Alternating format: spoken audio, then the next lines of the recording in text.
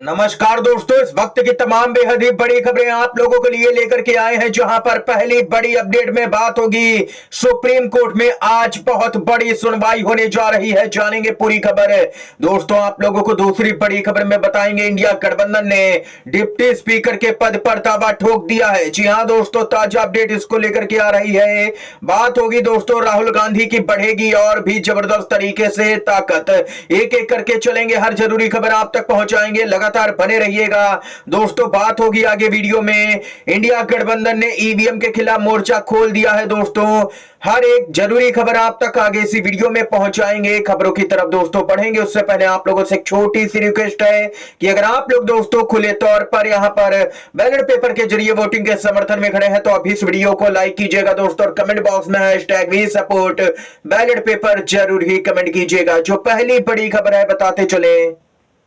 जी हाँ दोस्तों, महाराष्ट्र के नतीजों को लेकर के चौंकाने वाला यहां पर खुलासा हुआ है। आप लोगों को दोस्तों बताते चले कि कांग्रेस पार्टी को महाराष्ट्र के विधानसभा चुनाव में 80 लाख वोट मिले और कांग्रेस ने मात्र यहां पर 15 सीटें ही जीती। लेकिन यहां पर एक आंकड़ा और देखिए कि शिंदे की सेना को यहां पर 79 लाख वोट मिले, यानी कि 1 लाख वोट यहां पर कम मिला है कांग्रेस से शिंदे की सेना को, और वह 57 सीटों पर जीती है शिंदे की सेना, यानी कि 1 लाख वोट कम मिला है। लेकिन सीटें यहां पर देखी जाए तो कई गुना ज्यादा है शिंदे की। अजित पवार की एनसीपी का हाल भी दोस्तों जानिए।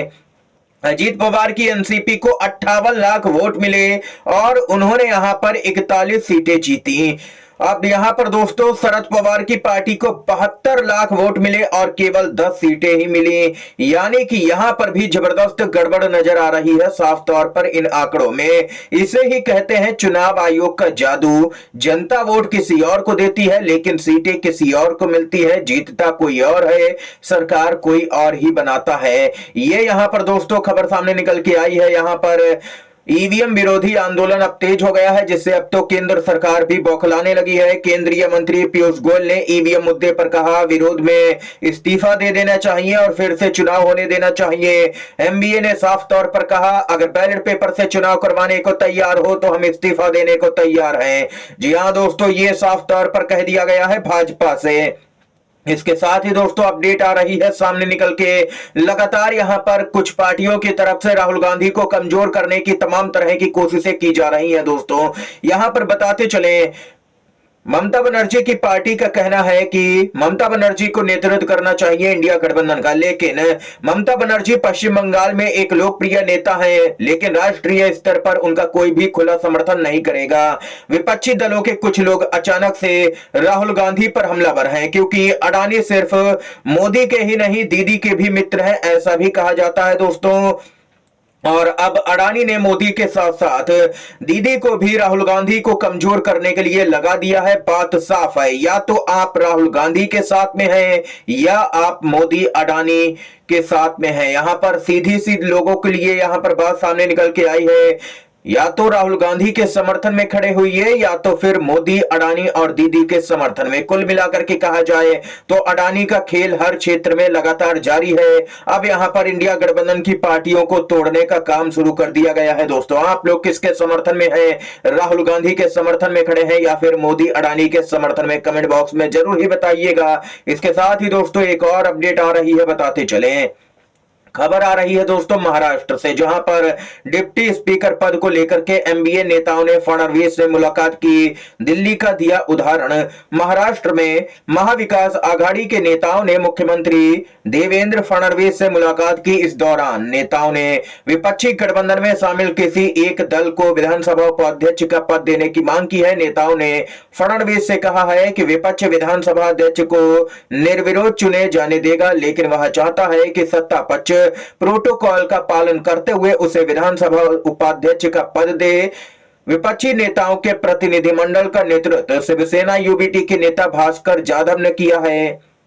बताते चलें कि महाराष्ट्र प्रदेश कांग्रेस अध्यक्ष नाना पटोले ने विधान भवन परिसर में संवाददाताओं को संबोधित करते हुए दोहराया कि उपाध्यक्ष का पद विपक्ष को दिया जाना चाहिए। उन्होंने कहा कि महाराष्ट्र की विधायी परंपरा यह बताती है कि अध्यक्ष का चुनाव निर्विरोध होना चाहिए और उपाध्यक्ष का पद विपक्ष को दिया जाना चाहिए। कांग्रेस के नेता ने इस दौरान दिल्ली विधानसभा का भी उदाहरण यहां पर दिया है। दिल्ली में आम आदमी पार्टी ने दिया था नेता प्रतिपक्ष का पद। यहां पर देख सकते हैं दोस्तों, ये यहां पर जो जानकारी सामने निकल के आ रही है कि दिल्ली विधानसभा में बीजेपी के केवल 3 विधायक होने के बावजूद आम आदमी पार्टी ने उसे विपक्ष के नेता का पद दिया था। लेकिन क्या महाराष्ट्र में कुछ ऐसा होगा? क्योंकि एमबीए के किसी भी पार्टी के पास में इतने विधायक भी नहीं है कि यहां पर नेता विपक्ष भी महाराष्ट्र को मिल पाए। यानी कि कुल मिलाकर के देखा जाए तो इस बार यहां पर खेल इस स्तर का हुआ है कि विपक्ष का ही सफाया कर दिया गया है दोस्तों। और यहां पर ये अपडेट आई है सामने।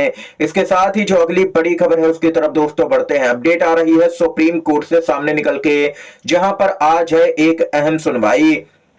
किसानों का मामला पहुंचा है सुप्रीम कोर्ट में। आज होगी बड़ी सुनवाई। देर रात तक मनाने में जुटी रही है पुलिस। किसानों को अपनी मांगों को लेकर के आंदोलन कर रहे किसानों ने दिल्ली कूच का इरादा कुछ समय के लिए टाल दिया है, लेकिन वे हाईवे पर लगातार जमे हुए हैं। इन्हीं किसानों के आंदोलन के मामले में आज सुप्रीम कोर्ट में सुनवाई होगी। सुप्रीम कोर्ट में 7 नवंबर को दाखिल की गई एक याचिका में मांग की गई थी कि शंभू बॉर्डर सहित अन्य को खोलने को लेकर के पंजाब और हरियाणा सरकार को निर्देश दिए जाएं। याचिका में कहा गया है कि हाईवे को जाम करना अन्य लोगों के मौलिक अधिकारों का उल्लंघन है। दोस्तों यहां पर बताते चले कि किसानों से किसी भी तरह की वार्ता के लिए मोदी सरकार तैयार नहीं हो रही है।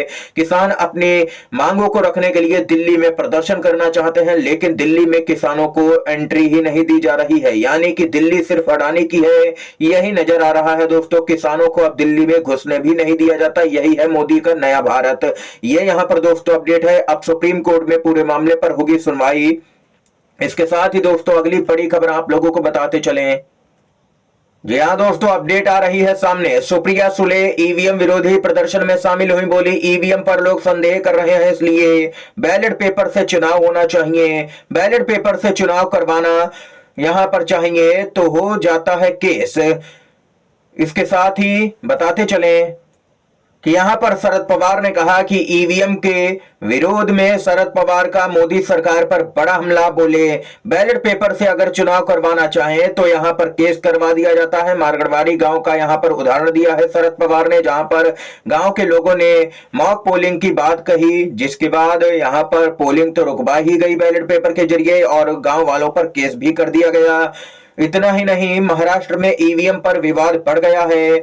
मारगढ़वाड़ी गांव बना सरकार बनाम विपक्ष का अखाड़ा। पूरी दुनिया कर रही है बैलेट पेपर का इस्तेमाल, हम क्यों ईवीएम से करा रहे हैं चुनाव। अमेरिका और भी कई विकसित देशों में जैसे कि जापान में बैलेट पेपर के जरिए वोटिंग होती है। जो देश ईवीएम बनाते हैं वहां पर ही ईवीएम से चुनाव नहीं होता है, जबकि वे देश ईवीएम बनाते तो है लेकिन अन्य देशों को बेच देते हैं जहां पर ईवीएम से चुनाव होता है। कुल मिलाकर के कहा जाए तो यहां पर जो देश ईवीएम बनाता है उसको ही ईवीएम पर भरोसा नहीं है। तो हमारे देश में आखिर ईवीएम को क्यों अपनाया गया है? बैलेट पेपर से चुनाव क्यों नहीं होता है? चुनाव पूरी तरह से पारदर्शी नहीं हो रहा है, ये सीधे तौर पर शरद पवार ने कहा है। और उनका कहना है कि ये नतीजे महाराष्ट्र की जनता को भी समझ में नहीं आ रहे कि आखिर ये नतीजे कैसे आए। आदित्य ठाकरे बोले चुनाव आयोग भाजपा के दफ्तर से चलता है। ये जबरदस्त तरीके का हमला चुनाव आयोग पर आदित्य ठाकरे की तरफ से दोस्तों किया गया है। यहां पर इस समय की तमाम बड़ी खबरें दोस्तों मुख्य समाचार थे जो हमने आप तक पहुंचाए। वीडियो अगर पसंद आया हो तो लाइक कीजिएगा, इन खबरों को दोस्तों शेयर कीजिएगा अपने दोस्तों में। आप सभी का बहुत बहुत धन्यवाद। जय हिंद, जय भारत।